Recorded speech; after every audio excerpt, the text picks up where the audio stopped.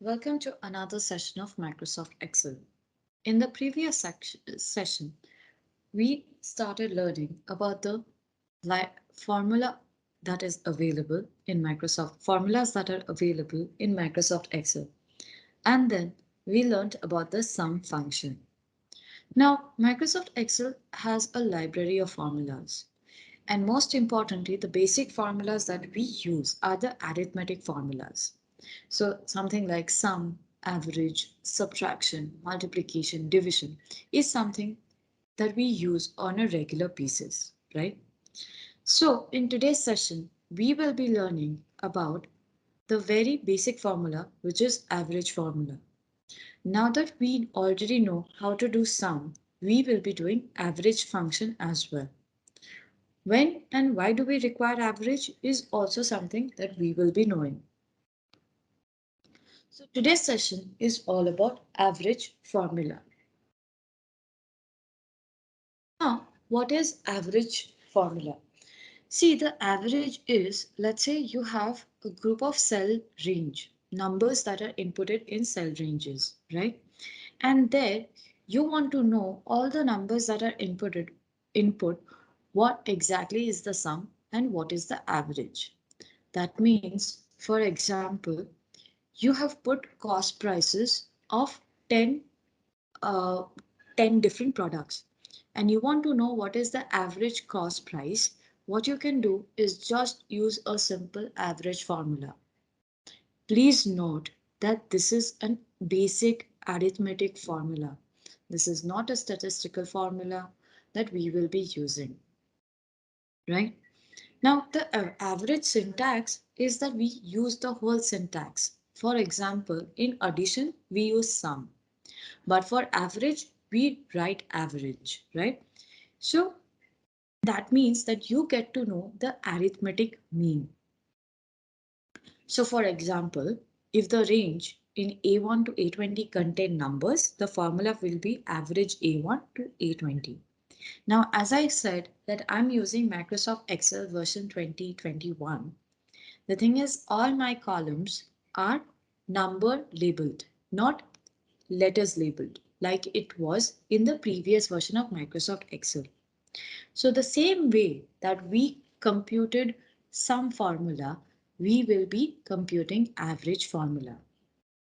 Now, always make sure that you're inserting the when you're looking for average, if you might be looking it for two numbers or for more than 10 numbers, right? Or 15 numbers for that matter.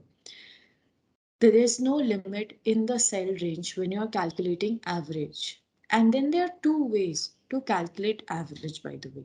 One is the most easier method where if you select the cell range in the bottom of the taskbar where you can find the sum formula, you will be able to see the average as well. And the next is using the average formula. Now let's learn how to use the average formula. So I'll go back and I am in this Microsoft Excel document again. Now you see this is the whole group of numbers that I've written. If I select all of them together, I already can see the average of the selected cells. Let's start adding some more numbers and getting some more averages. So for example,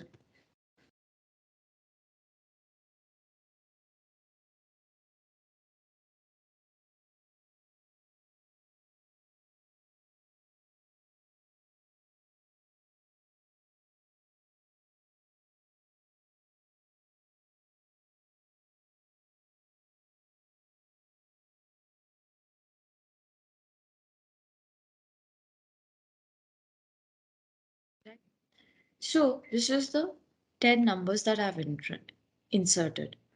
So this is my numbers.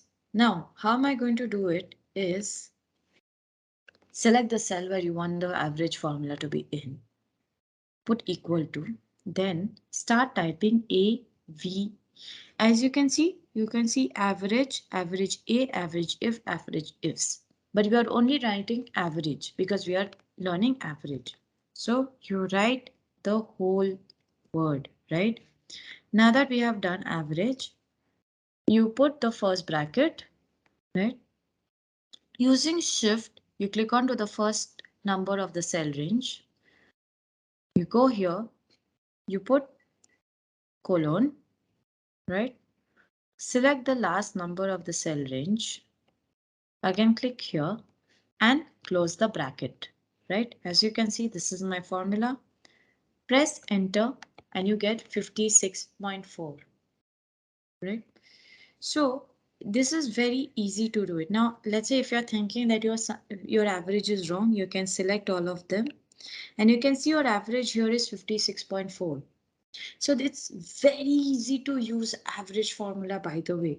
What you also can do is you can go here and use the average. You see, this has already been inserted. So the other way to do it is, one is that you insert the formula.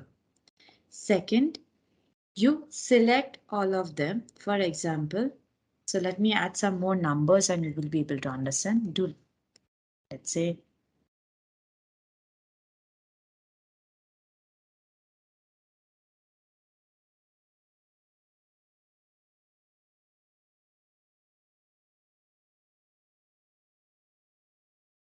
and what you can do it is you can select all of them, right?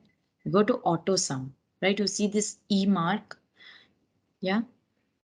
And you click here and you do average and you already get the number which is 75.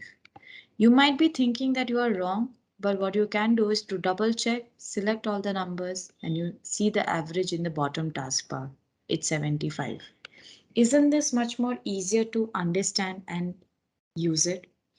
Average can be used for any cell range, by the way. There is no limit to the cell range for which you are using average. Average is a very important function and a very basic function to use. Since this is an arithmetic function, you will be able to find it in the auto sum itself. So every time, it doesn't mean that you have to do an equal to and write the average. What you can do to save time is select the whole cell range, yeah, and go to auto sum and get an average, right? So this is how you do it. So for example, I'll just select the numbers here. And if you want to do an average, what you can do is I've used both the cell ranges and I get a average as well. You see the separate average is also given here for me, right? So you can choose the cell range and also get your average. Yeah, it doesn't mean that you have to use a different average or see, I've already got the cell ranges and the average here. So getting your average is also easy. Yes, you can use any number of cell ranges, any number of rows and columns to get an average. Make sure you're using the correct formula and you're selecting your rows and columns properly, right? So this is all about average formula.